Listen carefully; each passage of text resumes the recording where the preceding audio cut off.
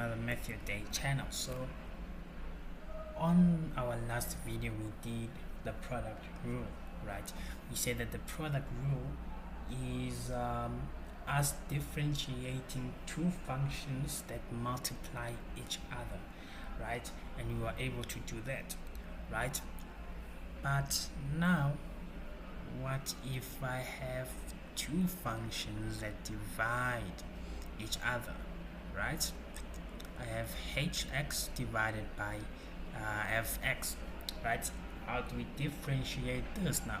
So this one here, when we're deriving two functions that divide each other, we call this a quotient rule, right? We call this a quotient rule. Oh my goodness, we call this a quotient rule, right? There's a rule to derive this function here, right? So let's look at something real quick, right? Let's say I have fx is equal to let's say cube x minus 2x squared minus 5x all divided by x squared. Well, in this case here we can divide, or rather we could differentiate this using the normal differentiation method, which is called the differentiating by the rule, right? So here we could adjust this and say fx is equal to x squared, or rather x cubed, all divided by x squared minus 2x squared all divided by x squared minus 5x all divided by x squared.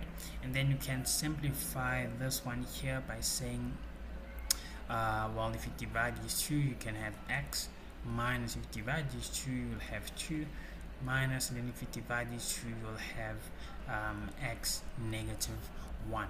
So this one here then will be easy to derive, or rather to differentiate. But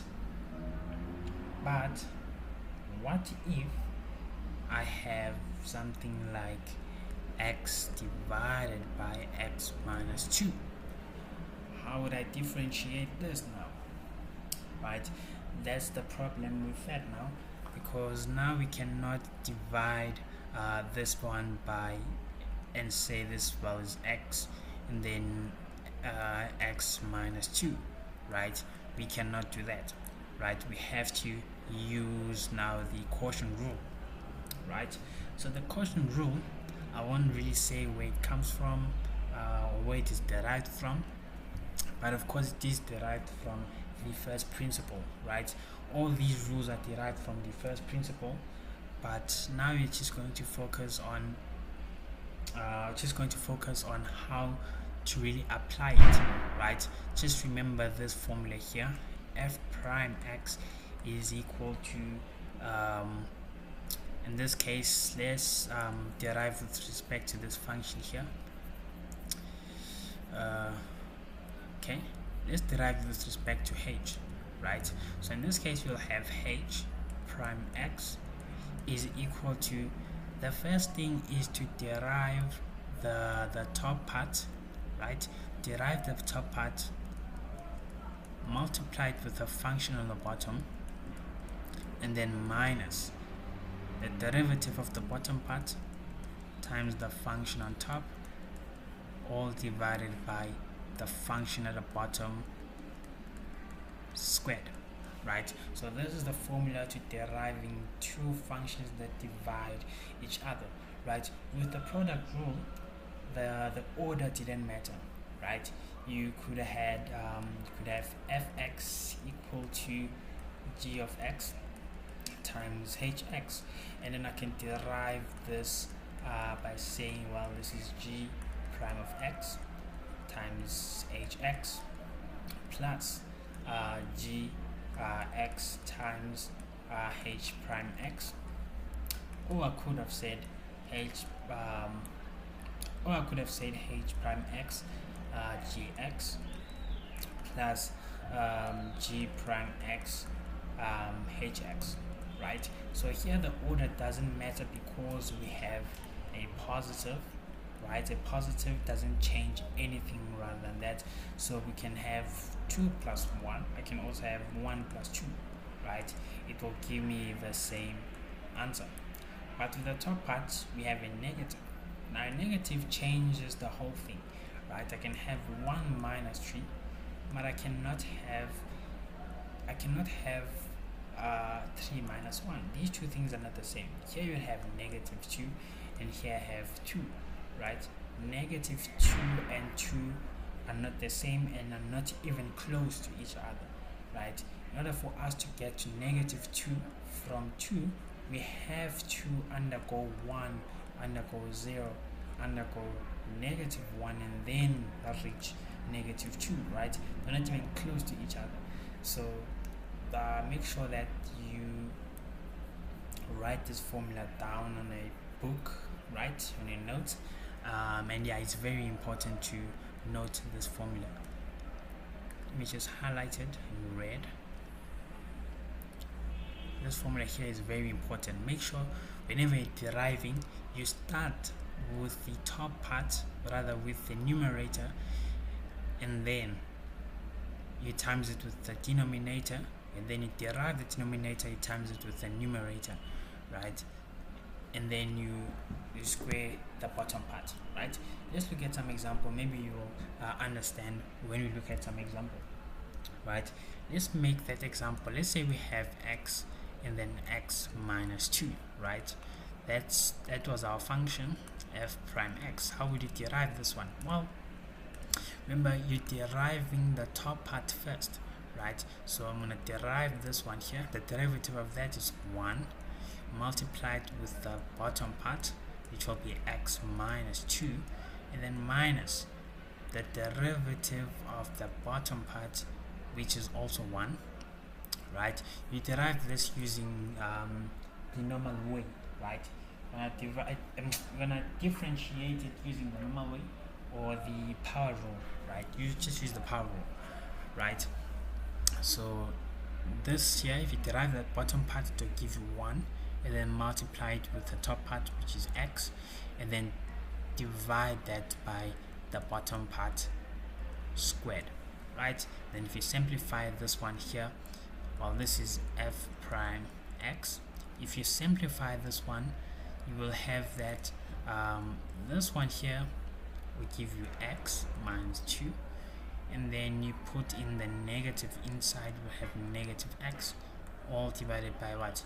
By x minus 2 squared.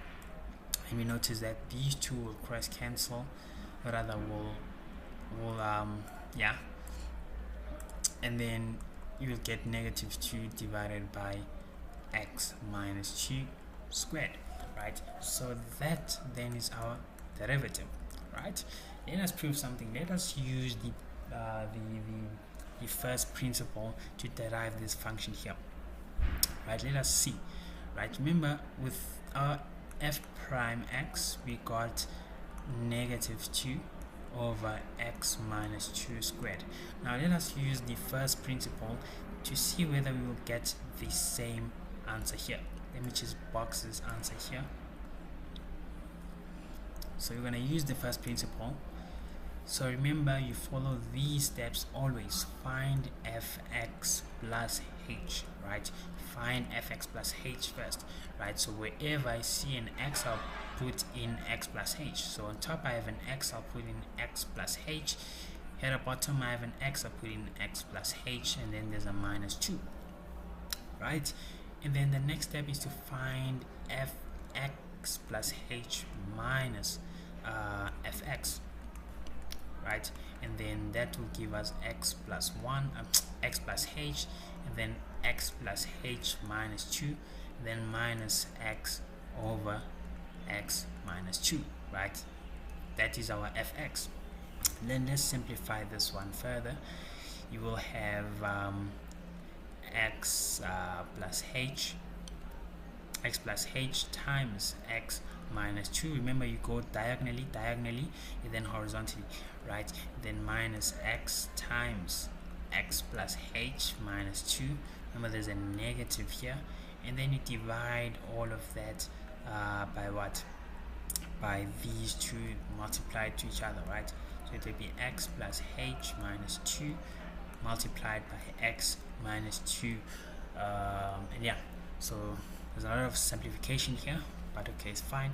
Let us find here. You will have x squared minus 2x plus hx minus 2h, and then minus x squared minus xh, and then plus 2x, right? And then you divide this one.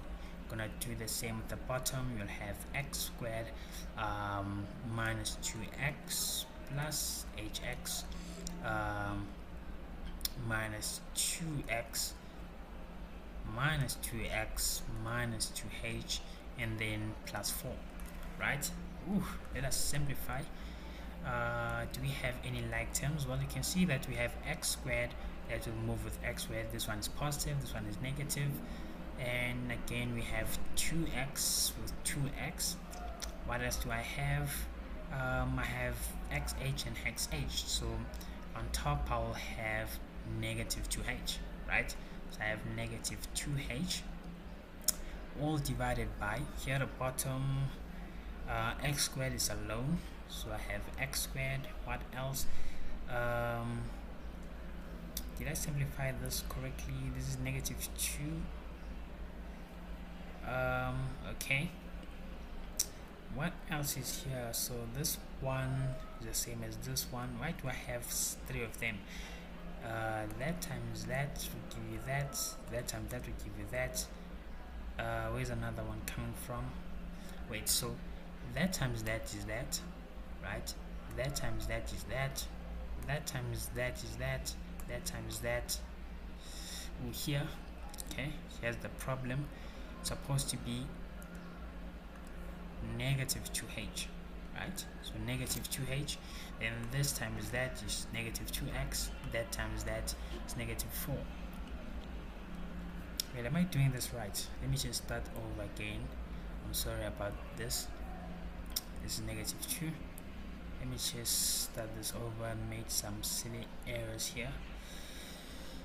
Okay, so we have that times that is x squared, that times that is negative 2x, that times that that's positive hx, that times that that's negative 2h, this times, or rather this times that that's negative 2x, that times that that's positive 4. Okay, yeah, that makes sense. And then we have this one here. Let's just go to the red one.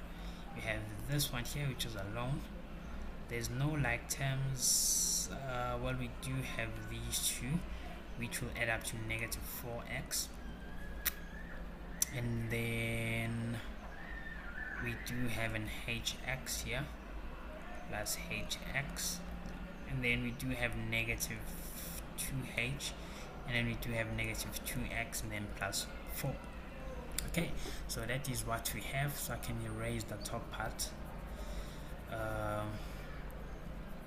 I can erase the top parts there. Now I've gotten my this part here. Okay, let me just highlight that. So we have gotten this part here. Okay, so we have gotten this part here. So the next step, remember this is step number 2. The next step, number 3, is to divide whatever we got in step number 2 by h, right?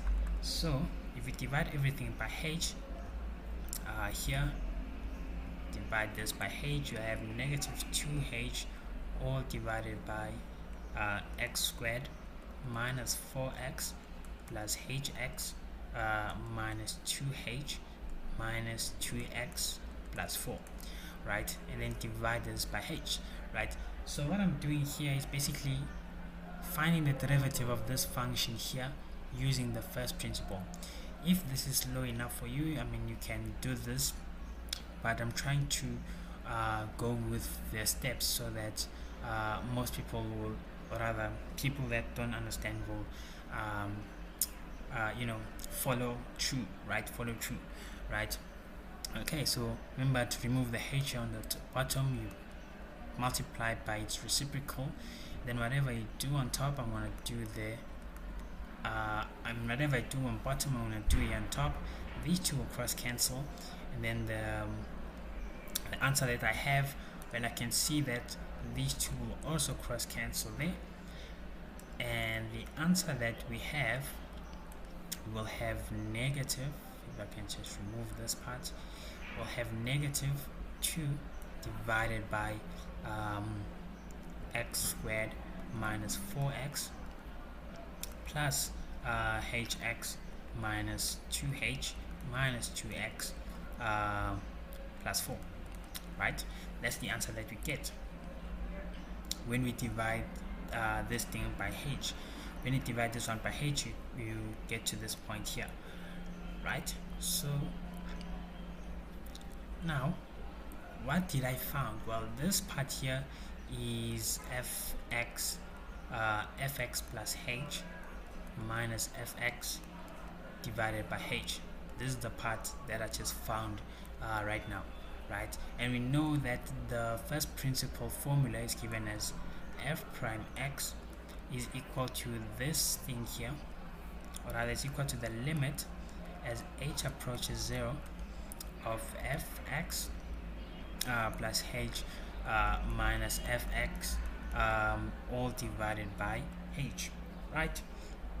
And we already have this part here. This whole thing here is this part here, so I can just take it and substitute it there. Let us do that. So we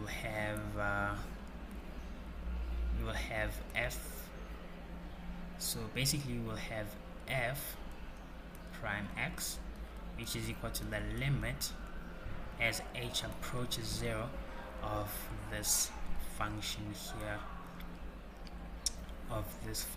here, okay? So this function here,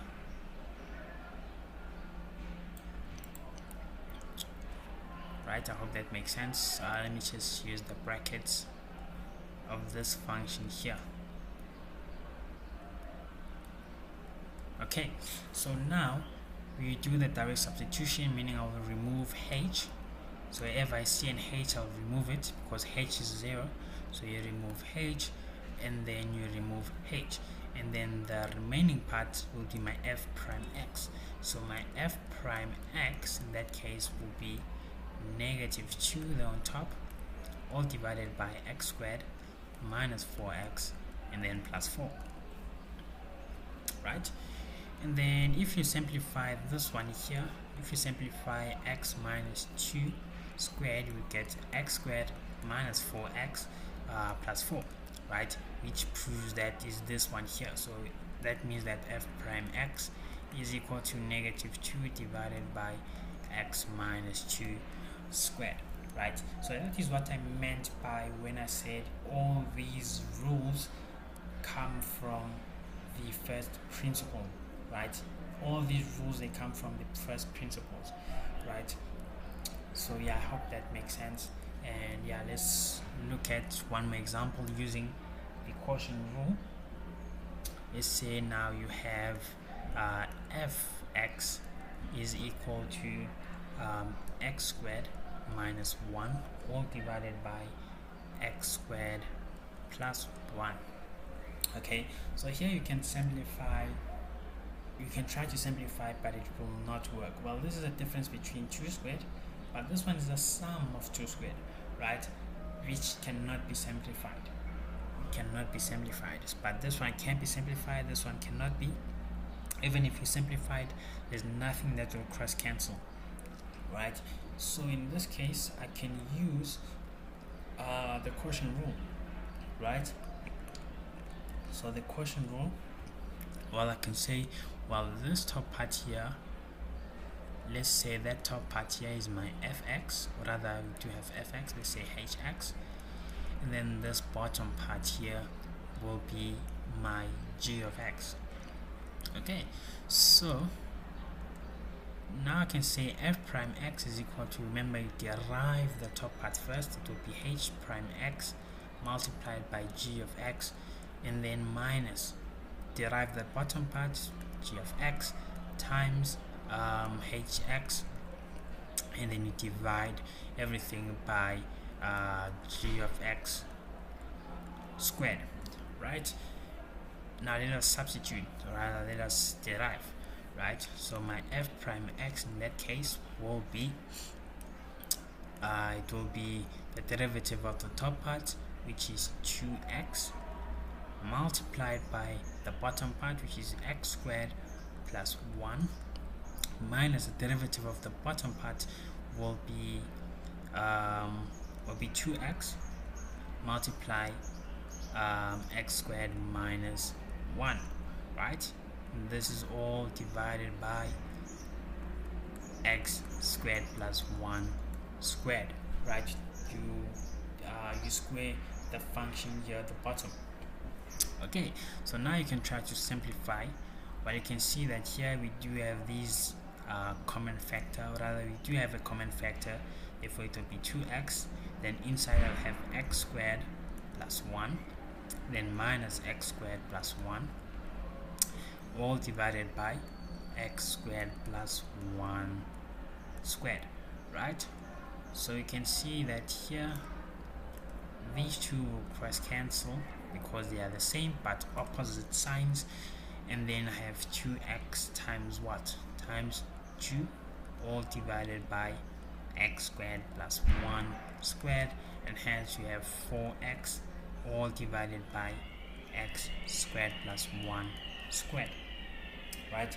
I hope that makes sense. And yeah, you should try more examples of this. This is easy, this is basics of calculus. Basically these formulas are all derived, they come from the first principles, right? From the first principle that we did on our last or previous videos. If you didn't check that out, I'm gonna leave the link in the description below. But then yeah, this is the quotient rule, or rather the basic of quotient rule. We'll look at more examples when we combine all of these rules together and we try to differentiate using these rules combined, right? But yeah, this is it for this one. I'll catch you on another one. Do not forget to like and subscribe. Cool.